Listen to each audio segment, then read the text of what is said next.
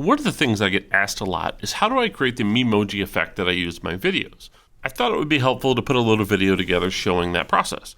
So first thing you need a device that has a front-facing Face ID camera. So this needs to be either an iPhone or an iPad without a button. It cannot have the home button on it, otherwise your device doesn't support that. So anything with an iPhone 10 or newer or an iPad Pro, most of those have a front-facing camera that you can use for this effect. The other thing I'm going to need the Clips app. It's a free app made by Apple, and I want to make sure I download the most recent version of that Clips app. Now, when I open up that app, it's going to start off with a camera, and it's going to give you a plain camera view of yourself using that front-facing camera. Now, if I don't have the right camera turned on, I may need to switch to go front to back.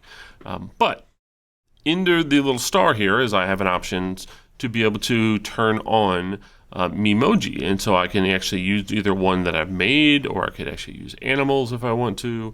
I can totally control whatever I want this to be or what I want this to look like. And so I have my own Memoji that I've made here. And this is what you're going to use to record. Now, if I wanted to just make a Memoji and record it, all I have to do is position it, hit the pink button over here to the right, push and hold that down to record, and I'm good to go. But if I wanted to put this video on top of another video that I made, or have the Memoji essentially be floating on top of another video, then I need to use a green screen. And so when I film it using a green screen, I need to make sure, number one, that there's a green background, and number two, that I don't have any part of my Memoji cut off. So you have to be kind of careful, because if I move too far away, the Memoji is going to lose my face. I'm too far away from my camera. So I have to stay at a certain distance that's close enough for my face to show up, but not too far where it's going to cut parts of it off. Otherwise, that'll affect the realism of the effect. So once I've done this, I also need to make sure that if I'm going to move my hands and things, that I want to keep my hands close to my body. Anything near your face is going to show up behind your cartoon head. Anything off to the sides is going to get cut off. So there's kind of a magic space somewhere in the middle here. All right. You also want to try to avoid making too many crazy movements. Otherwise, it may cut in and out like it's doing here, where your face pops in, face pops out. So it just makes it a little bit easier. So once I'm ready, I'm going to press and hold down this button. I'm going to stand in front of my green screen, and I would record myself saying whatever lines or whatever things that I want to say.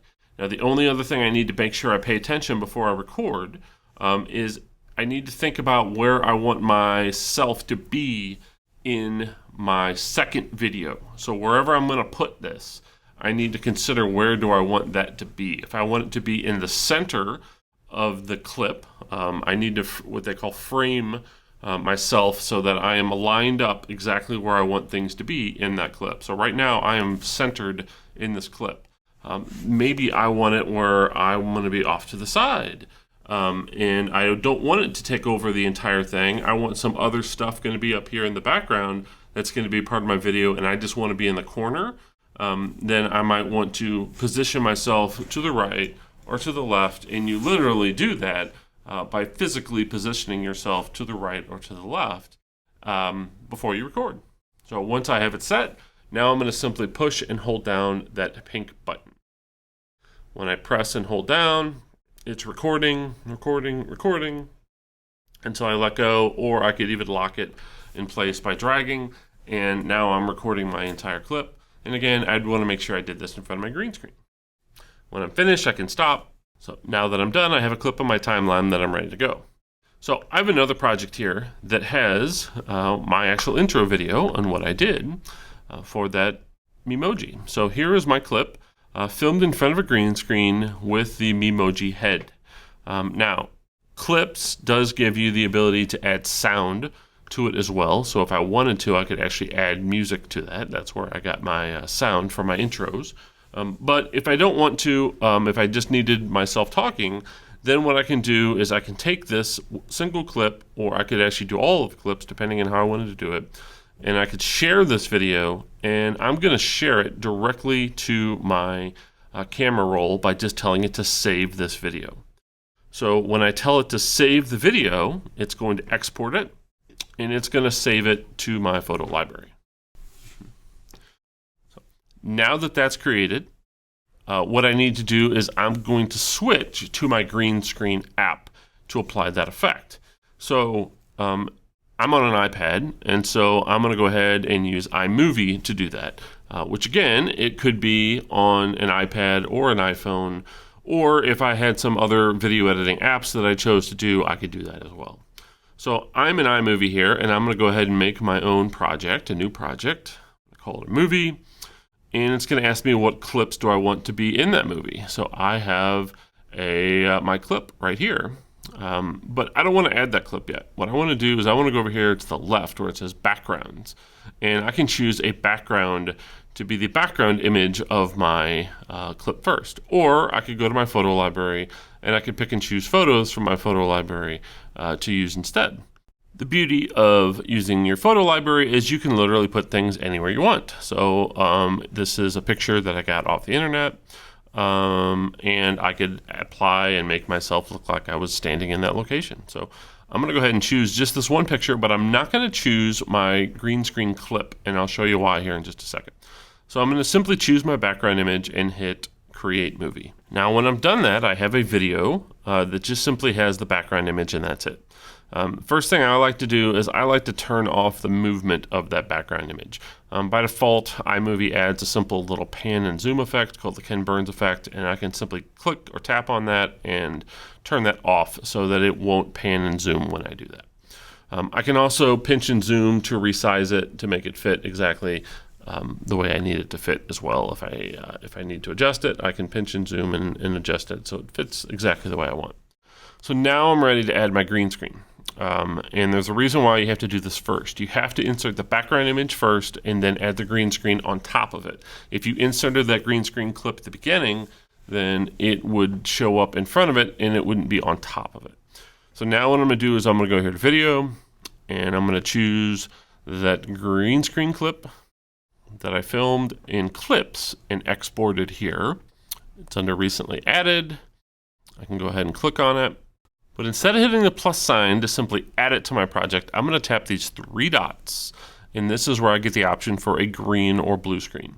Now technically a blue screen would work, but green screens work better with digital things. So if you have the option, green screens are probably going to work the best. And then when I apply it, it will add that video on top of my other one, and it's going to apply the video green screen effect and make that video background, the green background, disappear. So now all I have to do is click on my background image and simply tap with my finger and drag to resize it to make it match the length of my person. So here is my green screen effect right on top of that clip.